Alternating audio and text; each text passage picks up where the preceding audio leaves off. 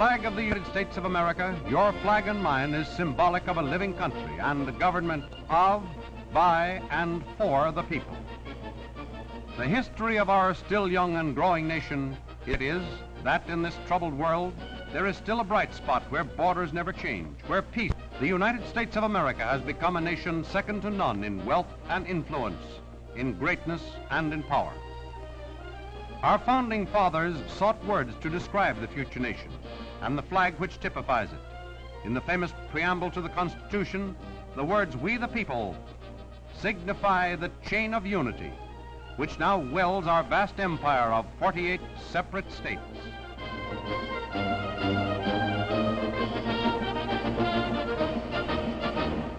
King James VI united these two early English flags, the Cross of St. Andrews and the Cross of St. George, into one emblem. This new flag became the famous Union Jack, or King's colors, onto which were made the first settlements in the New World during the reign of James VI. There were many other forerunners of the Stars and Stripes. First, the Union Jack, or King's colors. Then the Meteor, or Red Ensign flag. The Taunton flag was the Meteor flag bearing the word Liberty. The Bedford flag used at Concord on April 19, 1775. This is the Moultrie flag, a crescent in a blue field bearing the word Liberty. The Bunker Hill flag, one of the Pine Tree flags. The Pine Tree flag used by the Continental Navy. The famous Rattlesnake flag with the warning, "Don't tread on me." The Rhode Island flag, the earliest use of 13 stars in a blue field. And the Cambridge or Grand Union flag. The alternate stripes indicated a dissension from the King's rule, but the Union Jack also indicated a feeling of loyalty to the mother country. A definite break had not yet been made. When General Washington heard that the Declaration of Independence had been signed, he ordered the Grand Union flag flown for this occasion. Congress adopts the Stars and Stripes. A facsimile of the original resolution passed by the Continental Congress June 14, 1777, adopting the flag of the United States.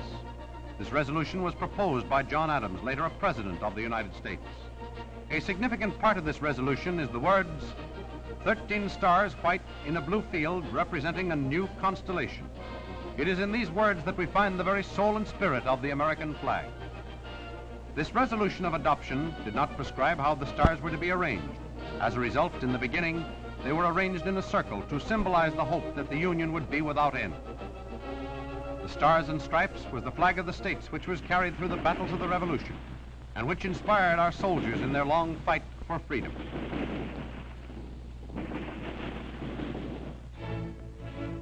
The surrender of Cornwallis at Yorktown, this marked the beginning of the United States as a free nation. The Stars and Stripes had won its first significant victory. It could now take its place among the flags of the world. In 1791 and 92, Vermont and Kentucky were admitted to the Union. The representatives of these two states wanted recognition in the flag. So on January 13, 1794, Congress enacted a law giving us the flag with 15 stars and 15 stripes. This was the flag of the United States for more than 20 years, until 1818. 1803, the Louisiana Purchase marked the start of our nation's westward growth beyond the Mississippi. Nearly 1 million square miles purchased from France for $15 million, or 4 cents an acre. This territory later added 13 stars to the flag. 1818, the Union had increased to 20 states. Ohio, Indiana, Tennessee, Mississippi, and Louisiana were given recognition in an act passed by Congress. This act returned the number of stripes to the original 13 and decreed that thereafter a star should be added to the blue field for each new state admitted. The essence of the act was, every star a state, every state a star.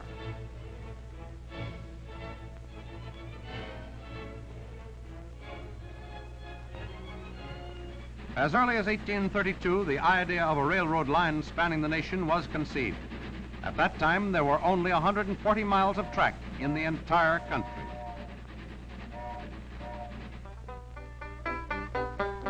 Building westward. 1849, the discovery of gold in California. This exciting news spread rapidly and soon started vast caravans of pioneers westward in search of wealth and adventure. These were truly the empire builders. Susanna, don't you cry. Oh, Susanna, oh, don't you cry for me. I come from Alabama with the banjo on my knee. Oh, Susanna. 1862, Congress had approved the plan for a railroad line from Omaha to San Francisco. The construction of this line was marked with many hardships.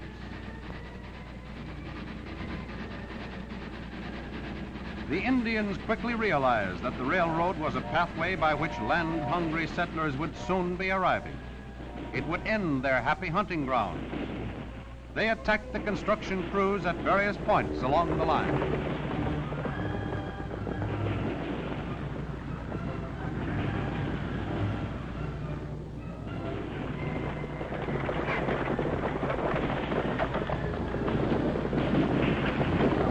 Naturally, it became necessary for organized force to maintain constant vigilance, to stop these attacks and protect the crews so that the work might progress in an orderly fashion.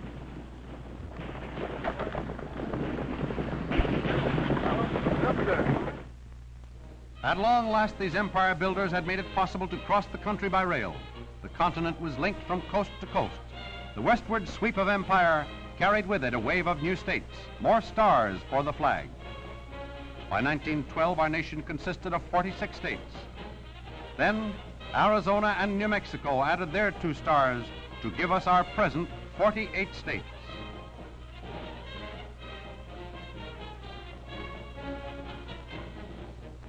The parade of the states and stars was now complete.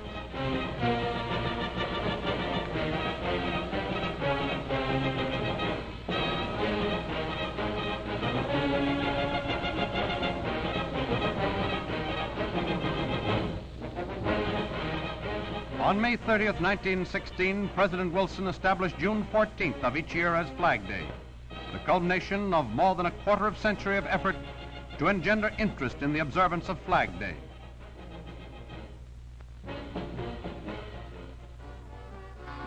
A 150 years of progress.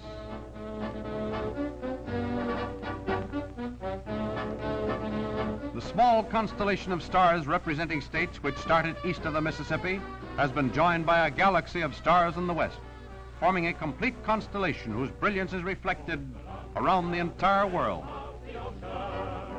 The home of the brave and the free, the shrine of each patriotic devotion, a world open for men. And today, from 13 struggling colonies, the vast American empire extends from the Virgin Islands on the east and the Panama Canal Zone on the south to Alaska on the north, and westward across the Pacific to the Philippines. Friendly relations exist with the Dominion of Canada, still under the Union Jack of England. Nowhere else in the world is there 3,000 miles of border which needs no fortifications or soldiers to guard it. It is necessary only as a matter of precaution for us to maintain a powerful Navy, Army, and Air Force for the protection of our people and the prized possessions beyond the sea. The eyes of the world are on the United States of America today. We, as a nation, must exhibit to the world the proud fact that a government founded on the priceless liberties guaranteed by our Constitution, which came into being more than 150 years ago, is still a splendid example for all other nations to follow. We cheer for the red, white, and blue. We cheer for the red, white, and blue. We are day and Navy forever. We cheer for the red. All hail the flag of the United States of America.